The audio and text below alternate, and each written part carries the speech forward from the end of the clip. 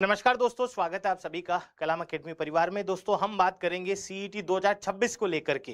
10+2 और ग्रेजुएशन के लिए एग्जाम जल्द ही आयोजित करवाने की बातें चल रही है, लेकिन क्या क्या बदलाव हुए हैं उनको लेकर के भी बात करेंगे। देखो, सीईटी की पूरी कहानी भी सुनाऊंगा, वो क्लास के इस पूरे सेशन के बाद में हम बात करेंगे। बहुत ही इंटरेस्टिंग सी है। सबसे पहली चीज है कि जो पहले क्राइटेरिया था 40% का, वो फिलहाल वही रहने वाला है। लेकिन नई जो चीज अब जुड़ेगी सीईटी के अंतर्गत, वो जुड़ेगी नेगेटिव मार्किंग। नेगेटिव मार्किंग होने वाली है। अब जो सीईटी 2026 इस बार एग्जाम होगा, उससे नेगेटिव मार्किंग आपको एग्जाम में देखने को मिलेगी उस एग्जाम में, और इससे इफेक्ट भी पड़ेगा 40% अंक लाने में। वैसे आरएसएमएसएसबी बोर्ड कई बार अगर ठान लेते हैं कि 40% अंक नहीं आने चाहिए, तो नहीं भी आते हैं। और साथ ही ये भी कहना है कि कठिनाई स्तर भी बढ़ेगा।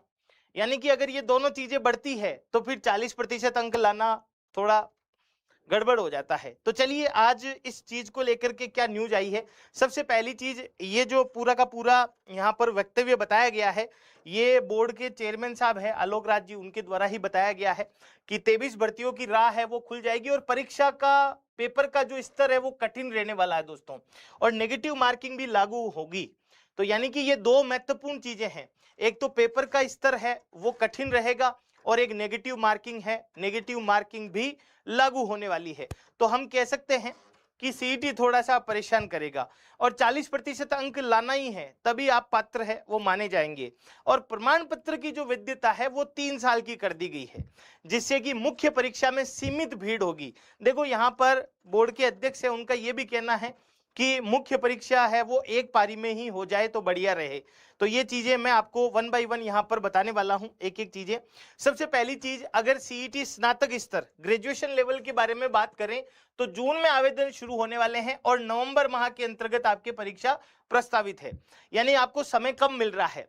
ऑनलाइन जो आवेदन प्रक्रिया वो जून में शुरू होगी, जो लगभग 1 महीने चलेगी। इसके बाद परीक्षा नवंबर में आयोजित किए जाने की संभावना यहाँ पर बताई गई है। और सीईटी सीनियर सेकेंडरी जो 12th पास विद्यार्थी है, उनके लिए जुलाई में आवेदन होंगे और दिसंबर में परीक्षा होगी।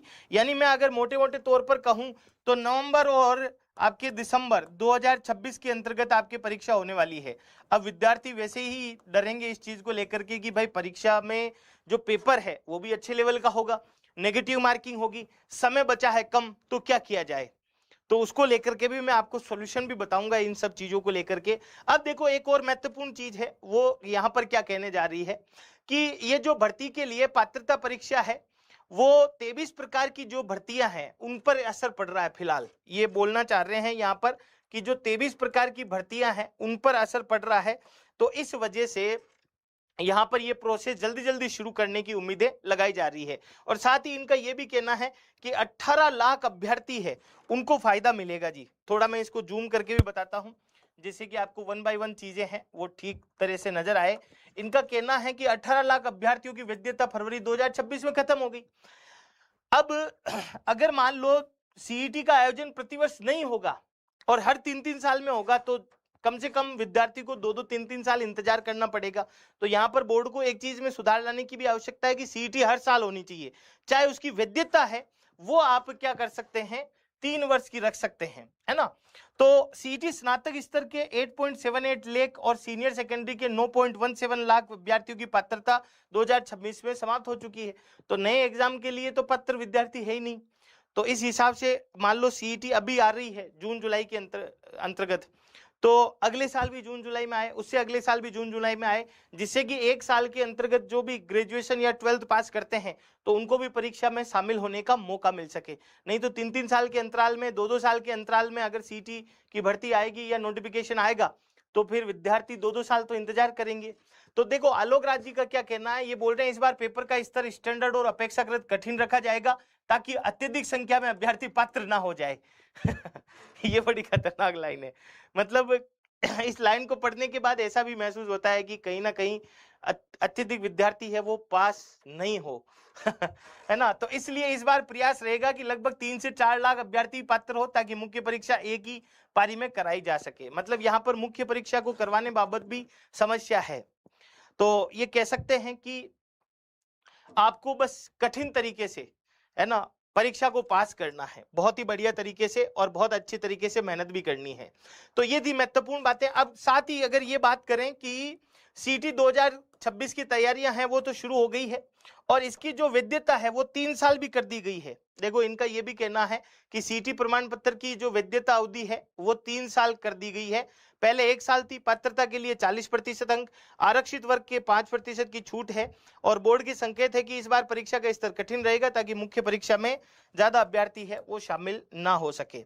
अब मैं आपको एक छोटी सी चीज है वो यहाँ पर बताना चाहता हूँ बहुत ही बढ़िया तरीके से, है ना।